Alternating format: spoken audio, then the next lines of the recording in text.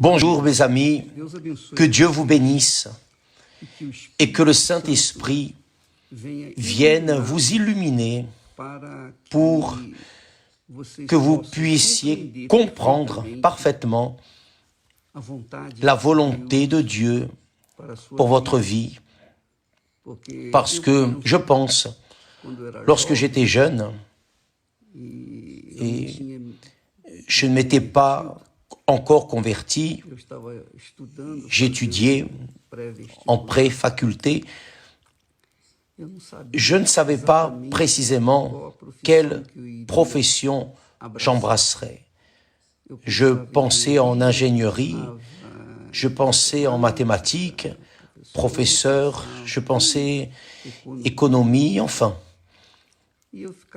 Et j'étais un peu perdu, désorienté. Moitié, non, totalement désorienté. Alors je crois que beaucoup de personnes vivent de cette manière. Que ce soit des adolescents qui ne savent pas ce qu'ils veulent de la vie, ne savent pas, je ne sais pas. Et parfois la personne passe l'adolescence, arrive à un âge plus mûr, et elle ne sait toujours pas ce qu'elle veut de la vie, elle ne sait pas. Et les personnes sont perdues, désorientées, ne savent pas avec qui se marier, ne savent pas si la fréquentation, les fiançailles vont fonctionner, si cela va donner vers un mariage ou si c'est une aventure. C'est difficile pour les personnes de savoir vraiment ce qu'elles veulent. Mais il y a une chose que je sais. J'ai appris et je veux vous le transmettre. Qui veut le salut de l'âme, c'est déjà ce qu'il doit faire. C'est vrai ou c'est faux? Jésus dit ainsi, le royaume des cieux, vous voyez ce que le Seigneur Jésus propose, le royaume des cieux, ce n'est pas le royaume de ce monde. Est-ce qu'on peut comprendre la grandeur du royaume des cieux? C'est infini.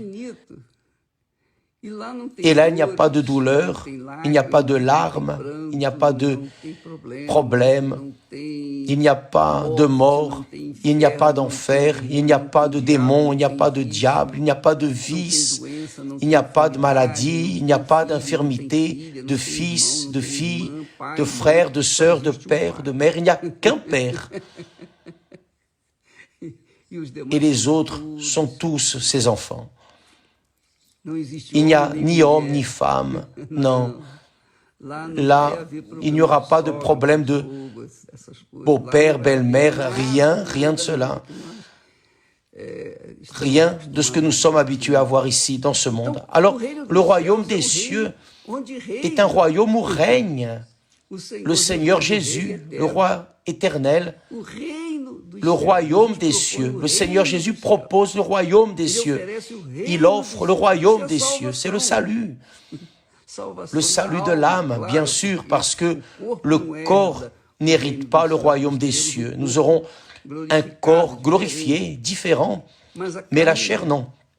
Alors, Jésus dit, le royaume des cieux, qui veut le royaume des cieux, qui est focalisé sur le royaume des cieux, qui est focalisé sur le royaume des cieux. Tous les problèmes qu'il affronte sur terre sont insignifiants parce que nous avons tous des problèmes, nous traversons tous des problèmes. D'une manière ou d'une autre, nous avons des problèmes. Si ce n'est pas les nôtres, c'est les problèmes des autres. C'est vrai ou faux? C'est la réalité. Des problèmes, il y en aura toujours. Mais Jésus propose le royaume des cieux. Il n'y a pas de problème. Il n'y a pas de problème. Quelle merveille, mon Seigneur. Alors, il dit, le royaume des cieux est semblable à un trésor caché. Le royaume des cieux est semblable à un trésor caché. Ce trésor, imaginez le trésor que Dieu montre. Il est incalculable, immensurable. Mais il dit aussi, si quelqu'un veut venir après moi, c'est-à-dire si quelqu'un veut hériter ou prendre possession de ce trésor qu'est le royaume des cieux, qu'il renonce à lui-même. Voyez seulement, si quelqu'un veut venir après moi, et qui vient après Jésus ici sur terre, ira avec lui, vivra avec Jésus au ciel. Il n'y a aucun doute à ce sujet. Si je fais un effort, un sacrifice pour suivre mon Seigneur ici sur la terre, je renie ma chair, je renie mes caprices, mes vanités, je renie tout ce que ma chair et mon âme désire. Je renie tout pour suivre mon Seigneur ici sur terre. Alors, bien sûr, il est évident que là au ciel, je serai avec lui. Parce que je le suis ici sur la terre. Je montre, je prouve que je crois en lui. C'est la foi. Alors il dit, si quelqu'un veut, c'est qui veut, c'est pas pour tout le monde, c'est pour tout le monde, mais qui veut? Les personnes préfèrent les balades, mais si quelqu'un veut venir après moi, qu'il renonce à lui-même, c'est-à-dire qu'il se sacrifie,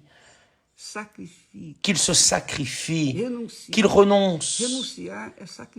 Renoncer, c'est sacrifier. Renoncer, c'est sacrifier, ou non? Vous savez ce que c'est. Alors, la personne doit renoncer à elle-même. Elle doit renoncer à elle-même, prendre sa croix, sa foi, sa vie,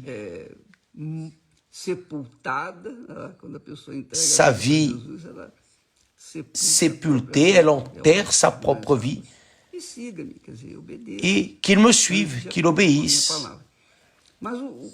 Mais le principe est le renoncement. S'il n'y a pas de renoncement, alors la personne ne connaîtra jamais le Seigneur Jésus. La personne dit, mais évêque, je passe ceci, je passe cela, je suis désespéré, je n'ai pas mangé, je n'ai pas de pain, je n'ai pas de travail, je ne sais pas quoi faire de ma vie, je suis malade, je suis sur le point de mourir, je suis sur le point de me tuer, je suis ceci, cela. Je sais que vous souffrez, mais qu'est-ce que je peux faire? Je peux faire pour vous ce que j'ai de meilleur, c'est ce que je vous donne. Je vous transmets l'indication, l'instruction. Que devez-vous faire? Faites ce que j'ai fait. J'ai remis, je me suis donné, j'ai renoncé vraiment à ma jeunesse. Je me suis castré, disons, je suis devenu eunuque pour suivre Jésus. Et maintenant, vous comprenez mieux. Alors, c'est le prix que nous devons payer. Les personnes sacrifient pour entrer à la faculté, se sacrifient pour travailler dans une certaine entreprise, se sacrifient pour se marier, se sacrifient pour toutes choses dans ce monde.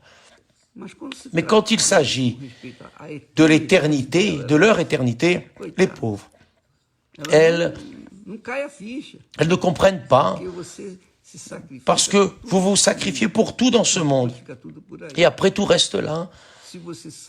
Si vous vous sacrifiez pour ce qui est éternel, alors vous êtes sage, vous êtes intelligent, vous savez ce que vous faites. C'est ce que je voulais vous dire.